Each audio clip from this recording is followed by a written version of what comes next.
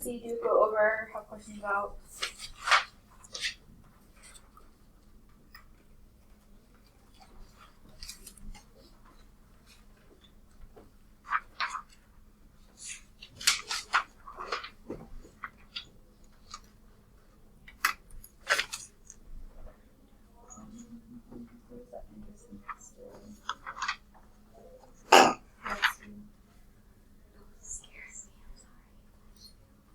See a lot of 4s. If you have a 1, a 2, or a 3, keep your hand up.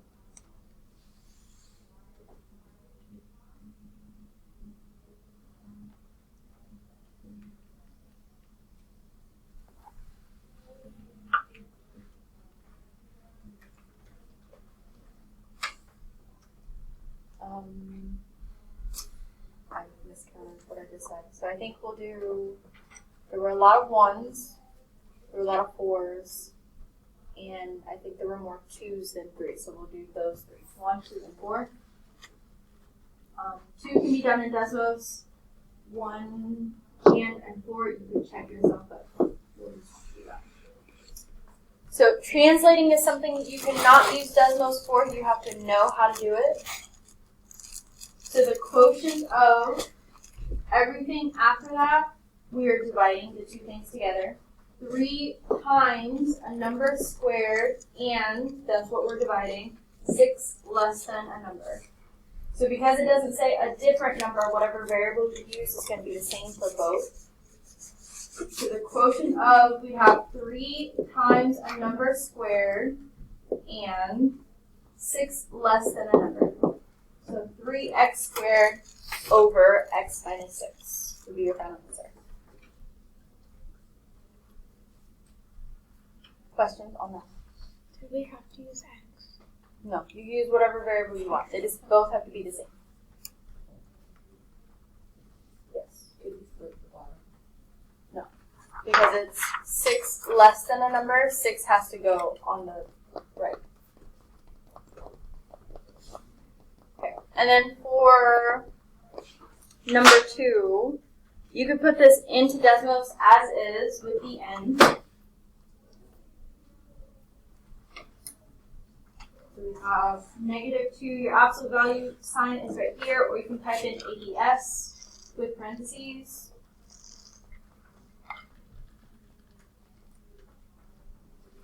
Add the slider for n and change the value to be -15. And your answer would be -18. Make sure you're use Desmos for that one.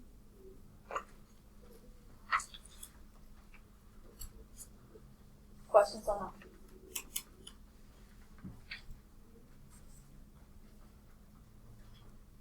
Right. And then number 4, state the inequality that is graphed below. So we have to find the actual equation part, the slope and y-intercept. So the y-intercept is going to be at 3. The slope, find another point along the grid lines where it crosses the grid lines, where it follows all the way through, and that happens to be at 2/3. And then this is a dashed line shaded above, so this is going to be y is greater than 2/3 x plus 3. And you could double check that in Desmos, put that into Desmos, so you'd see that the slope and y-intercept are the same. You'll get a dashed line that's shaded above. Questions on that? Everyone look right here really quickly. And everyone see what that says? Yeah. What does it say? SOL, May 15th. That's your SOL date. I'm going to be sending that out, but keep that date in mind. Okay. Take out your notes from last class that look like this. Applying binomials together, 2 terms to 2 terms. Last class we talked about monomials and polynomials, or whatever. And I'm going to give you different ways on how to do that. One is going to be with algebra tiles, so going back to when we were doing that. I don't have any physical ones, but if you like using the algebra tiles, I can go get some while you're practicing.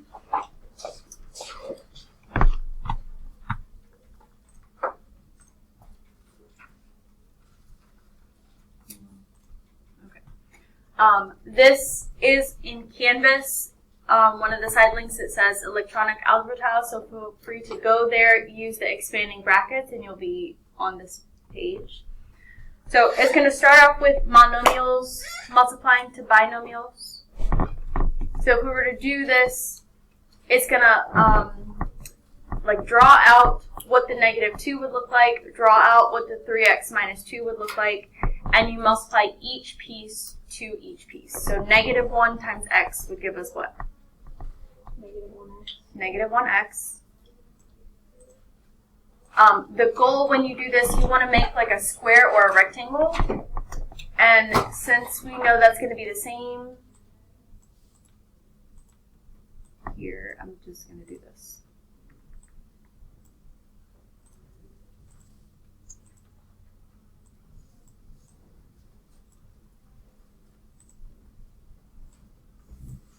You don't have to turn them, but you can if you so choose. And then negative 1 times negative 1, positive 1. So then if I got all of the positive ones out, this would just be another way of doing it if you weren't doing it algebraically. But if we distributed the negative 2, we'd see the same thing. We'll do this one more time. We just found negative 1 times x is negative x.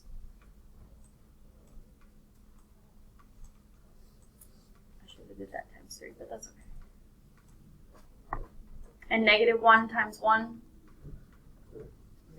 Negative 1.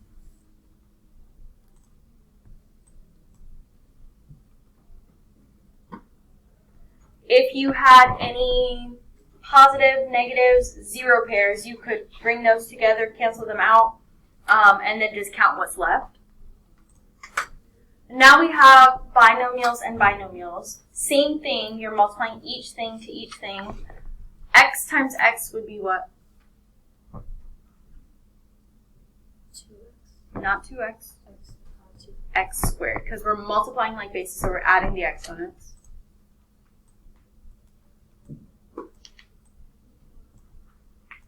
And then x times 1.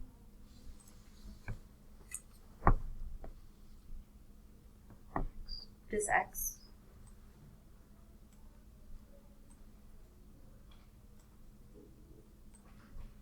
Shouldn't be 1 too many.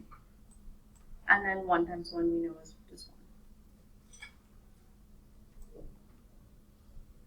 1. So you may have seen what the answer was, but how would I read this total?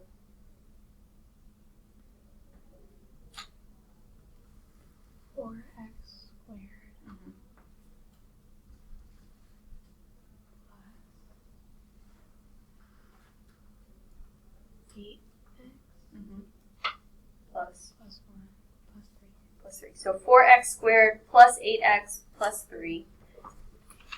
And then that would be your answer. We're going to do this one more time, and then I'm going to show you how to do it algebraically. So same thing, x times x would give us x squared. And then x times 1, x.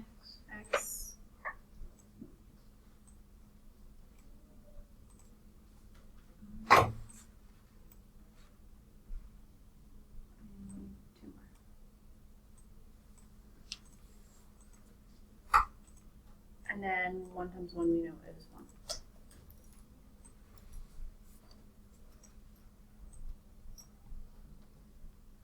Just 1 more.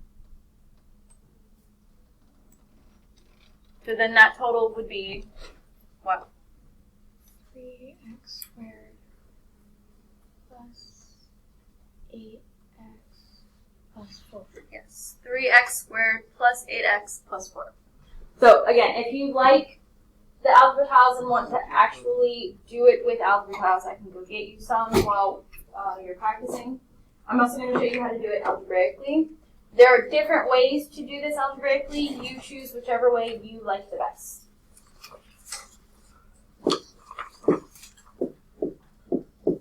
One is thinking about this like I'm really distributing twice. Multiplying this to everything here and this to everything here. And I'm going to rewrite that to kind of show that. You wouldn't need to do this for every single time once you get the hang of this, but for now I'll show you. So if I take the first term and multiply everything to the second term, second set of parentheses, and then take the second term and multiply it to everything in the second set of parentheses, I'm really distributing twice. And then I can figure out what that is. So x times x would be x squared. X times 7. 5 times x. And 5 times 7. Then we have like terms that we can combine. So if we did that, what would our final answer be? X squared. And that would be it. Questions on that before I show you a different method? Okay. So you can use the double distribute method. You could also use the mnemonic FOIL.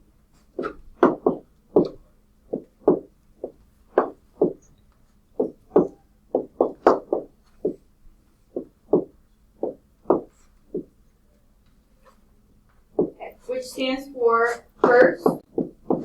That's the first terms in both set of parentheses. Outer. That's the outside terms in both parentheses. Inner. The inside terms in both sides of parentheses. And then last.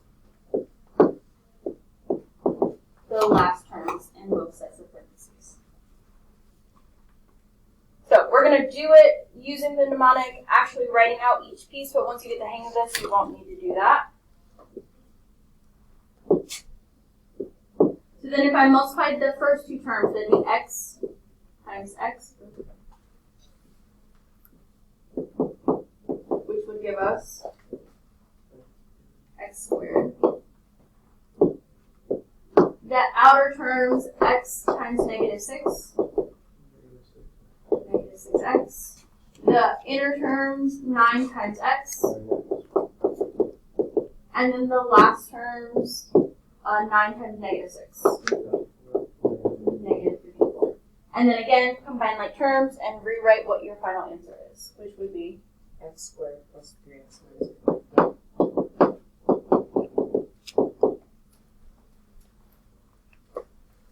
questions on that. You are more than welcome to keep doing this if it helps you visualize. I'm going to do it without this, but still use the mnemonic. So if I multiply the first terms together, that would give me what? 5x squared.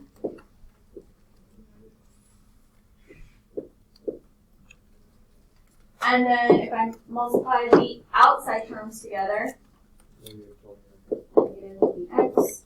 The inside terms, and the last. And then if we combine our terms, the final answer would be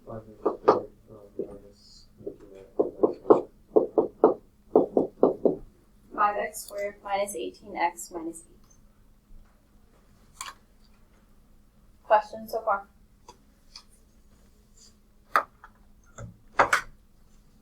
So if you like any of the methods that we've talked about so far and you want to stick with one, go for it. I'm going to show you one last way to do this. And this kind of connects to science, depending on what science class you're in. Who here knows or remembers seeing something about a Punnett square? Okay. So this is going to be similar to that.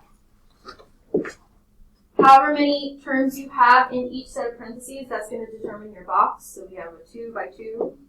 So draw a 2 by 2 square. Make it big enough so you can write in it, but small enough so you can write outside of it.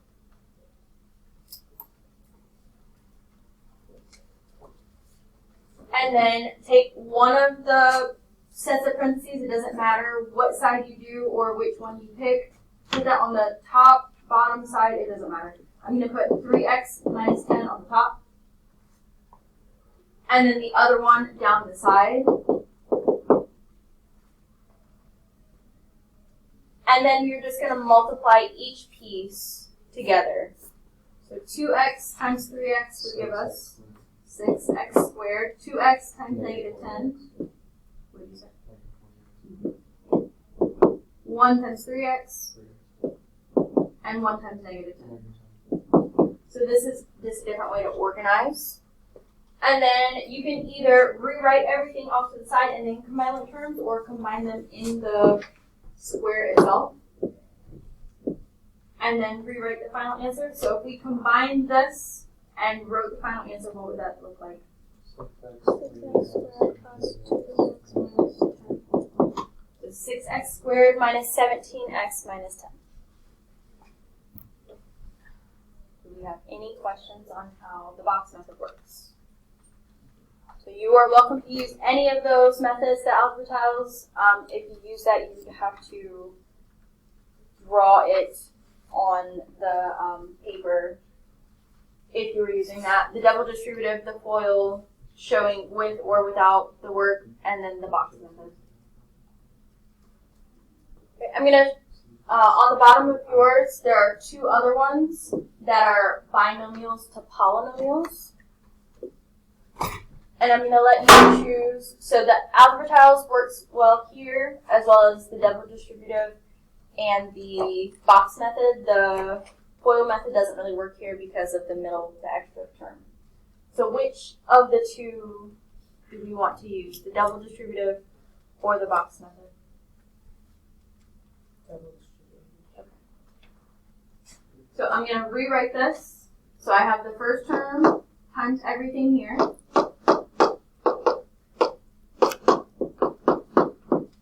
Plus the second term times everything else.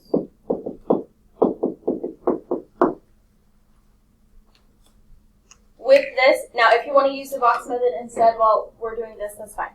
The biggest thing is keeping track of all your numbers. Don't lose any terms because it's very easy to do so. And then we're just going to distribute the x to everything here and the 2 to everything here. So x times x squared would give us x, not squared, but cubed. X times 3x. And 3x. 3x squared, and then x times 4. 2 times x squared. 2x squared. 2 times 3x. And 2 times 4. Then it's combining all your like terms. What are those like terms? 3x squared and 2x squared. And 4x and 6x. so the x to the third would be in front.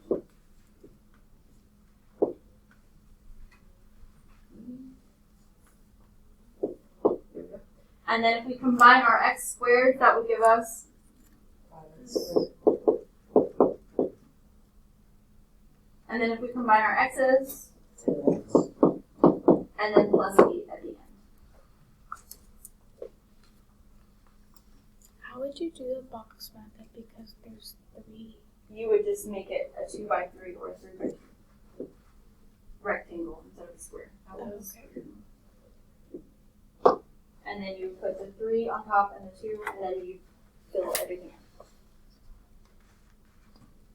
Questions on this?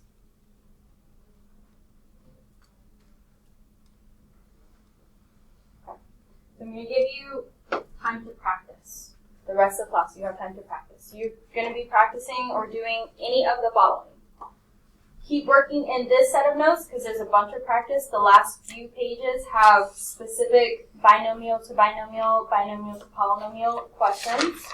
I'm going to give you your review for your quiz on Monday. That should say quiz, not test. But for your quiz on Monday and then test on Wednesday. So you can be working on that. You have done some math that's due this week, plus math from last week. You also have your SOL 4C through 5B. You have a bunch of different things you could be working on. Use this time wisely.